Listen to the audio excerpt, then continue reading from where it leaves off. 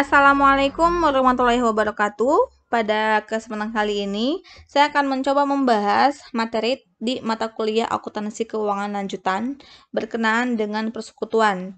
Di mana pada bagian yang pertama ini, itu kita akan membahas terkait pendirian, pengoperasian, dan perubahan keanggotaan. Maka dari itu, untuk pembahasan di bagian bab ini, itu ada tiga pembahasan. Yang pertama pendirian ketika sekutu baru mendirikan sebuah persekutuan. Lalu yang kedua bagaimana ketika si persekutuan itu sudah berjalan. Dan yang ketiga itu terkait dengan perubahan keanggotaan, di mana ketika si persekutuan tersebut sudah berjalan, lalu ada penambahan atau pengurangan dari jumlah sekutu yang sudah ada di awal pembentukan persekutuan. Diilustrasikan di sini ada salah satu contoh terkait dengan pendirian persekutuan, di mana ada dua belah pihak yang masing-masing memiliki satu bidang lahan dan satu gepok uang. Namun karena di sini dua pihak itu tersebut belum memiliki keahlian yang mumpuni untuk mengolah aset yang mereka miliki, maka dari itu si kedua belah pihak kita asumsikan si A ini yang memiliki lahan dan si B itu yang memiliki dana.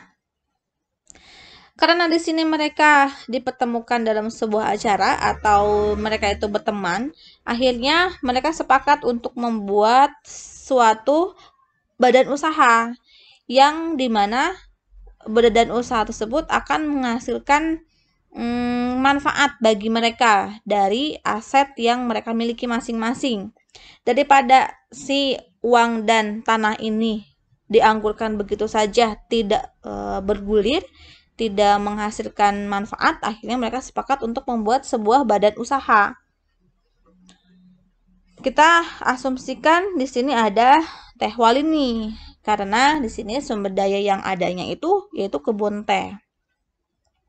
Karena si pemilik kebun teh kekurangan dana dan akhirnya si pemilik kebun teh ini A itu mengajak si B untuk bekerja sama dalam membuat sebuah perusahaan. Karena di sini dananya sudah ada dan si A memiliki kebun teh, akhirnya mereka sepakat untuk mendirikan sebuah usaha di perkebunan teh dengan nama Teh Walini.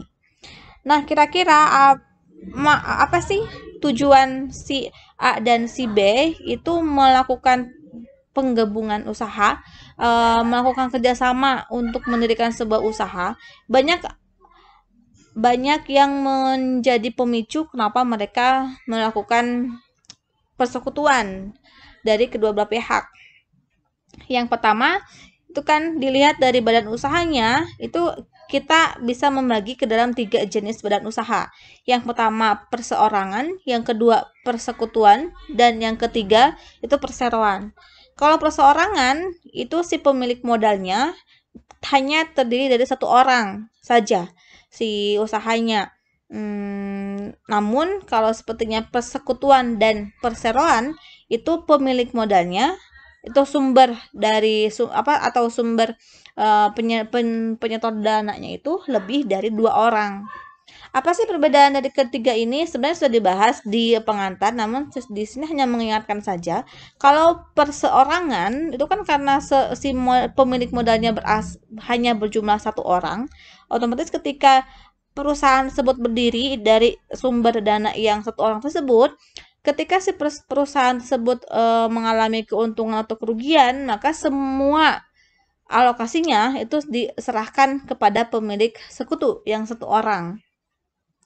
Tetapi kalau sepertinya persekutuan dan perseroan itu dialokasikan ke si sekutunya masing-masing atau si pemilik modalnya masing-masing. Lalu apa sih perbedaan antara persekutuan dengan perseroan? Kalau persekutuan itu si pemilik modalnya pembagiannya itu tidak ada dalam bentuk dividen. Lalu si bentuk kepemilikan dari badan usahanya kalau persekutuan tidak dalam berupa lembaran saham. tapi hanya berupa keterangan di akta badan usahanya yang menyatakan bahwa persekutuan teh walini ini terdiri dari 2 sekutu, contohnya ya, 2 sekutu yang si A sekian persen, 60%, dan si B 40%. Berarti kan kepemilikannya si A 60 dan si B-nya 40.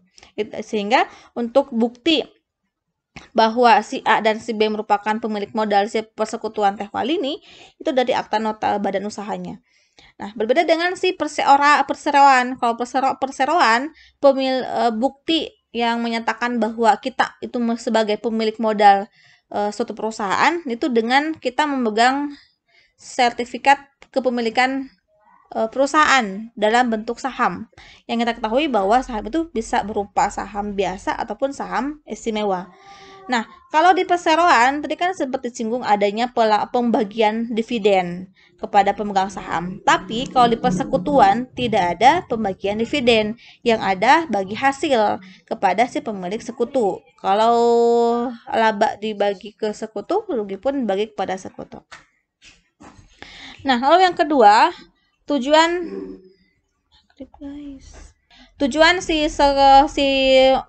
si A dan si B itu membuat persekutuan itu untuk menginvestasikan sesuatu. Tadi kan mereka memiliki lahan dan memiliki uang.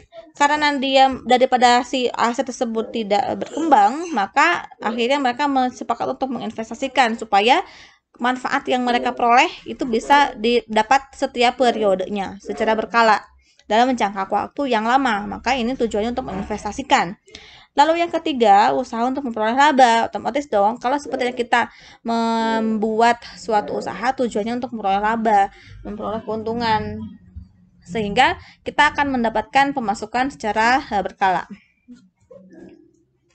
Nah, lalu apa sih yang bisa kita siapkan untuk mendirikan suatu persekutuan? Yang pertama, kita harus menentukan apa namanya, lalu jenis usahanya apa ke bidang apa. Lalu yang ketiga, kita harus mencantumkan kontribusi modal awal pada saat persekutuan itu berdiri itu berupa apa dan berapa persen. Lalu yang kedua itu mendistribusikan keuntungan dan kerugian. Nah, untuk persentase si kepemilikan si sekutu itu dicantumkan di nota badan dan usahanya untuk mendistribusikan keuntungan dan kerugian pada saat akhir periode. Lalu yang prosedur perubahan itu seperti apa? Nanti prosedurnya ditetapkan di pasal-pasal yang tercantum di akta tersebut. Lalu yang keenam itu ada aspek lain dari yang menunjang untuk persekutuan dan untuk pembentukan persekutuan. Nah, untuk ilustrasinya seperti apa sih untuk yang persekutuan? Yang tadi pembentukan persekutuan. Nah, ini untuk ilustrasi contoh yang pendirian persekutuan tadi. Diilustrasikan Tuan A memiliki lahan 1 hektar berupa kebun teh dengan harga tanah pada saat itu 100 juta dan Tuan B memiliki dana sebesar 50 juta. Akhirnya mereka sepakat untuk mendirikan sebuah persekutuan dengan nama Teh Walini tadi. Nah, untuk langkah awal kita harus menentukan apa sih nama dari perusahaan yang akan kita bangun. Asumsikan PT Walini ya. Lalu jenis usahanya apa? Karena jenis di sini kita mempunyai kebun, maka masuknya ke industri makanan dan minuman. Karena di sini untuk memproduksi teh, maka di sini kita asumsikan si perusahaannya termasuk ke dalam industri makanan dan minuman. Lalu kontribusi modal awalnya tadi kan kita harus mencantumkan di nota badan usahanya ya. Yang dimana di sini ada Tuan A-nya itu menyerahkan lahan seharga 100 juta dan Tuan D menyerahkan uang sebesar 50 juta. Sehingga mereka sepakat untuk pendistribusian keuntungan dan kerugiannya itu 60%, 40%. Nah, untuk distribusi ini persentasenya bebas. Bisa 50-50, bisa 40-60, bisa 70-30. Tergantung kesepakatan kedua belah pihak. Lalu yang kelima, prosedur perubahan persekutuan. Di sini kalau sepertinya kan persekutuan ini pasti going concern-nya pasti akan lama dong. Karena tidak mungkin kita membuat usaha itu hanya sebentar. Sehingga di sini kemungkinan hal-hal adanya penambahan sekutu jika kita membutuhkan modal yang baru, modal yang lebih banyak lagi, atau juga ada pengurangan sekutu jika ada kejadian-kejadian yang di luar harapan seperti meninggal atau terjerat kasus hukum dan seterusnya. Maka dari sini kita harus menentukan bagaimana sih nanti prosedurnya, apakah boleh tidak kalau sepertinya ada salah satu sekutu yang meninggal, itu si hak dan kewajiban si sekutu tersebut pindah kepada istrinya mungkin atau ke anaknya kayak gitu. Kalau sepertinya boleh, tinggal dicantumkan di notanya tersebut, notanya aktanya. Lalu yang ke F itu aspek yang lain yang mendukung tentang berjalannya si persekutuan, dari mulai hak manajemen, prosedur pemungutan suara, dan metode akuntansi.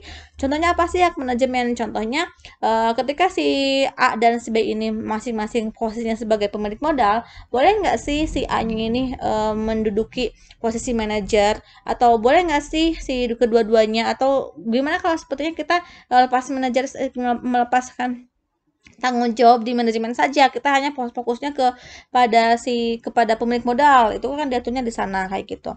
Terus prosedur pemungutan suara juga ditentukan di sana. Biasanya kan kalau untuk pemungutan suara itu suara yang memiliki posisi paling besar itu yang diambil sebagai dasar akhir untuk mengambil keputusan.